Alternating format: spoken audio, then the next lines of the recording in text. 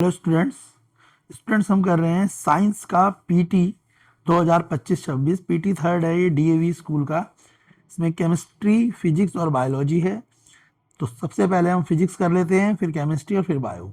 चलिए स्टार्ट करते हैं। क्वेश्चन फर्स्ट है आपका, an object weight 10 newton in air, when immerse in fully in liquid it weight is 8 newton, weight of the liquid displace by the object will be. Weight बताना है कि कितना wait displace हो जाएगा liquid का, यानी पहले जब बाहर था ऑब्जेक्ट उसका 10 न्यूटन था और वाटर में डाल के वो 8 न्यूटन हो गया, तो जो डिफरेंस आया वो कितना आया। सेकंड क्वेश्चन है, in case of negative work the angle between the force of and displacement. Negative work अगर होगा या वर्क डन होगा तो फोर्स और डिस्प्लेसमेंट के बीच में एंगल क्या होगा। थर्ड क्वेश्चन में पूछा है, define बेयोंसे force, right two factor affect बेयोंसे force. बेयोंसे force को डिफाइन करना है, उसके दो फैक्टर बताने हैं। क्वेश्चन फोर्थ है, डिफाइन वर्क, एसआई यूनिट बतानी है वर्क की और एग्जाम्पल देना है पॉजिटिव वर्क डन का। इसका बी पार्ट है, how much work is done by a force of 10 newton in moving an object through a distance of 1 metre in the direction of force. कितना work done होगा अगर किसी object पे 10 Newton force लगाई जाए और वो 1 मीटर का डिस्टेंस कवर करे। चलिए इनके फटाफट से आंसर देख लेते हैं, कैसे सॉल्व होंगे, क्या आंसर होंगे। जो फर्स्ट क्वेश्चन पूछा था उसमें बोला था भाई डिस्प्लेस, तो एयर में कितना था 10 न्यूटन था, लिक्विड में कितना था 8 न्यूटन था, तो जो डिस्प्लेस होगा वो कितना होगा 10 माइनस 8 यानी 2 न्यूटन इसका करेक्ट आंसर होगा। क्वेश्चन सेकंड में आपसे एंगल पूछा गया था फोर्स एंड डिस्प्लेसमेंट का। जब भी वर्क डन नेगेटिव होगा, सपोज कोई ऑब्जेक्ट इधर से आ रहा है और हम फोर्स इधर से लगा रहे हैं, कोई कार आ रही है और आप उसके अपोजिट साइड से कार से बचने के लिए उसके बोनेट पे हाथ लगा रहे हैं, तो दोनों के बीच में ये फोर्स क्या कहलाएगा, नेगेटिव वर्क, तो इसका एंगल होगा 180 डिग्री। थर्ड में बोला था बियॉन्ड से फोर्स क्या होती है, तो beyond force is the upward force. Beyond force क्या होती है, अपवर्ड फोर्स होती है जो वाटर लगाता है, एक्सर्टेड बाय फ्लूइड। किससे लगता है वो, फ्लूइड से, वाटर हो या कोई भी लिक्विड हो, that oppose the weight of an immerse object. जिसका काम क्या होता है, जो भी वेट होगा उस ऑब्जेक्ट का जिसे पानी में डाला गया है वो उसको अपोज करेगा। फैक्टर क्या है उसके, बियॉन्ड फोर्स के फैक्टर है डेंसिटी ऑफ फ्लूइड।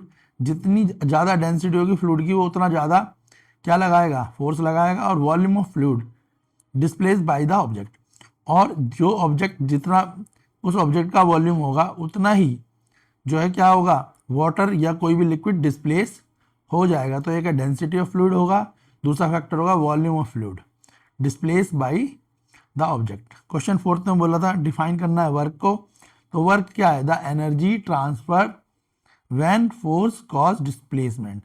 जो एनर्जी जब ट्रांसफर होगी, ठीक है, कब होगी, जब फोर्स के कारण किसी चीज को डिस्प्लेस किया जाएगा। जैसे कोई यहाँ कार्ट है, इस कार्ट को हमने धक्का मारा तो ये कार्ट यहाँ से यहाँ की तरफ चली गई, तो एनर्जी क्या हुई, हमारी कुछ एनर्जी कम होएगी और वो एनर्जी इस कार्ट में लग जाएगी, जिसके कारण कार्ट यहाँ से यहाँ पे ट्रांसफर हो रही है। ठीक है, तो इसे बोलेंगे वर्क, क्या वर्क डन।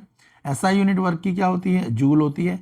एग्जाम्पल भी कह सकते हैं, पुशिंग अ बॉक्स या पुशिंग अ कार्ट या पुशिंग अ बाइक, साइकिल, कुछ भी, तो pushing a box in the direction of push, यानी जिस भी ऑब्जेक्ट को हम धक्का मार रहे हैं वो उसी दिशा में जाए जिस दिशा में हम धक्का मारना चाहते हैं, उसकी डायरेक्शन वही हो जो डायरेक्शन पुश की होनी चाहिए। मतलब जिस डिजायर डायरेक्शन में हम पुश करना चाहते हैं ऑब्जेक्ट उसी डायरेक्शन में क्या होए, पुश हो जाए। चलिए फटाफट से हम केमिस्ट्री कर लेते हैं, केमिस्ट्री देख लेते हैं। केमिस्ट्री में पहला क्वेश्चन है, which postulate of Dalton atomic theory is the result of law of conservation of mass.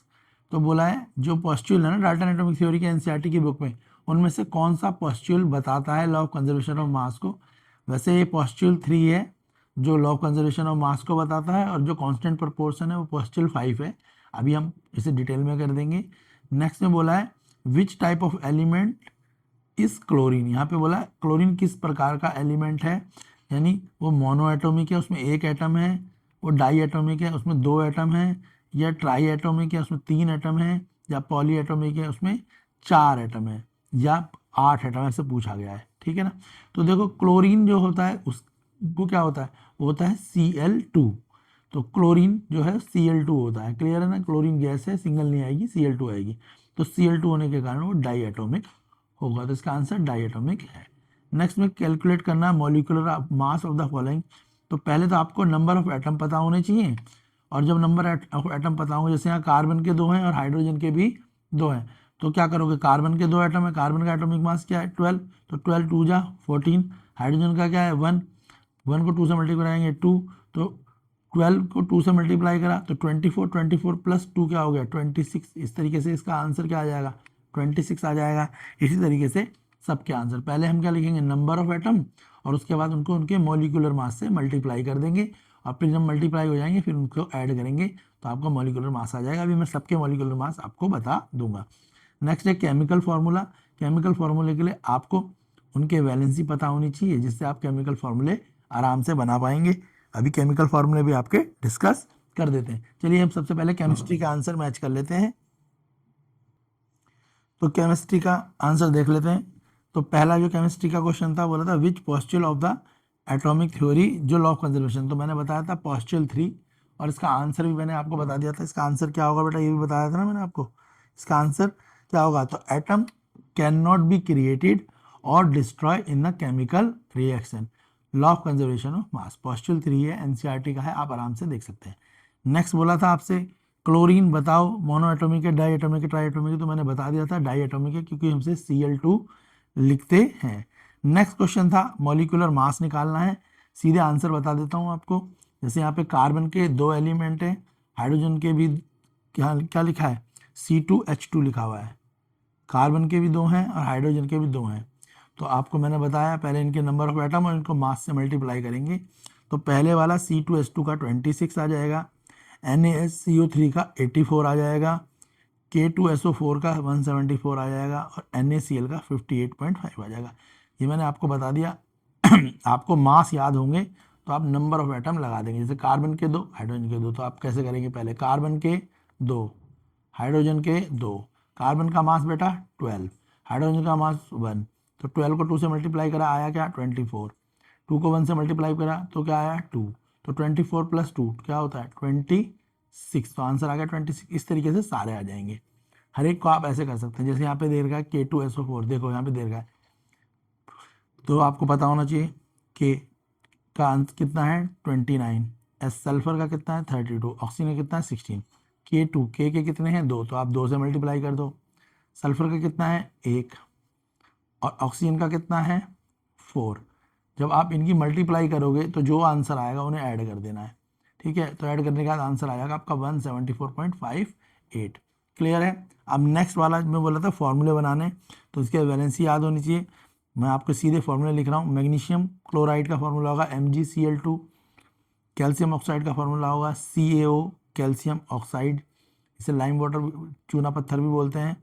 Next है आपका कॉपर नाइट्रेट, उसका आंसर होगा CuNO3 बाहर 2। क्यों होगा, क्योंकि कॉपर की वैलेंसी, कॉपर क्या है भाई देखो क्यों होगा, कॉपर जो है कॉपर की वैलेंसी कितनी है 2, और NO3 नाइट्रेट इसकी वैलेंसी क्या है 1, जब क्रॉस करेंगे तो बनेगा क्या CuNO3 और बाहर क्या आ जाएगा 2।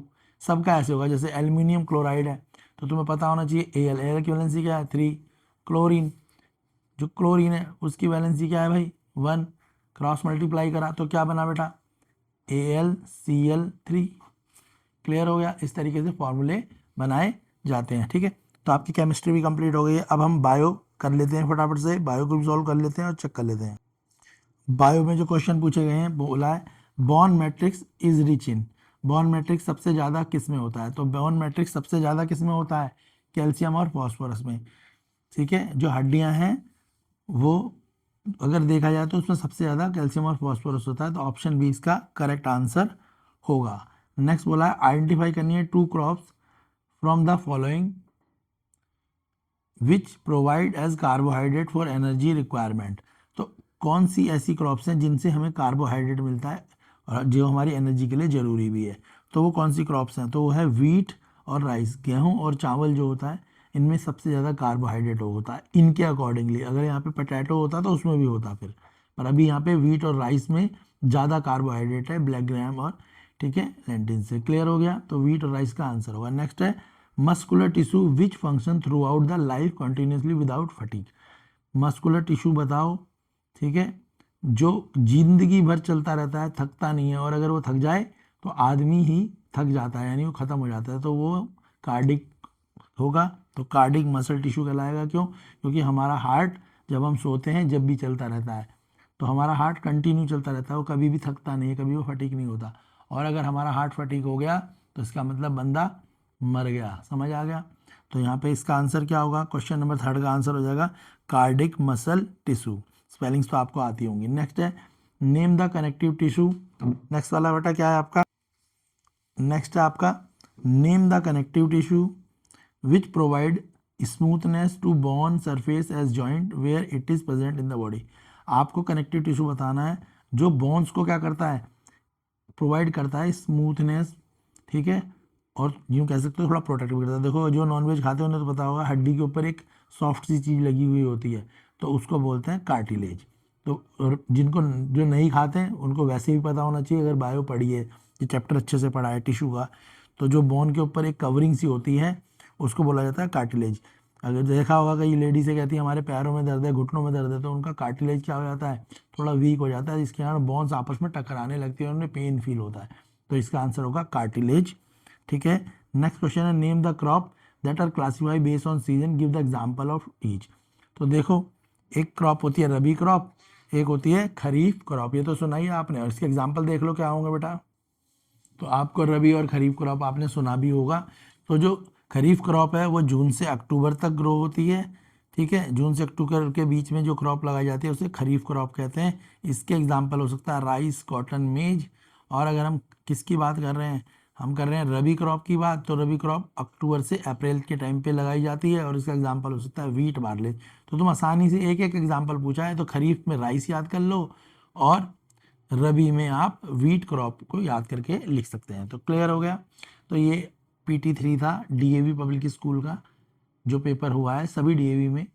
तो जिनका नहीं हुआ है उनके लिए हेल्पफुल है, और जो और स्कूल है सबके भी PT चल रहे हैं तो उनके लिए भी ये हेल्पफुल रहेगा, इसे अच्छे से कर लें। बाकी एनुअल एग्ज़ाम की प्रिपरेशन और प्री बोर्ड प्रिपरेशन के लिए आप हमारे चैनल पर जा सकते हैं, वहाँ पे हमने प्री बोर्ड प्रिपरेशन और एनुअल एग्ज़ाम प्रिपरेशन की बहुत सारी वीडियो बनाई हैं, और लेटेस्ट वीडियो भी अपलोड हो रही हैं, तो आप उन्हें देखें ताकि आप अपना एनुअल की प्रिपरेशन और प्री बोर्ड की प्रिपरेशन अच्छे से और कम टाइम पर कर पाएँ। वीडियो को लाइक करें, शेयर करें, ताकि आपके फ्रेंड्स को भी उसका बेनिफिट मिल पाए। लास्ट में आप जिनका पेपर है उनके हमारी तरफ से ऑल द बेस्ट, और जिनका पेपर नहीं है वो प्रिपेयर करें ताकि आप एनुअल एग्ज़ाम अच्छे से दे पाएँ।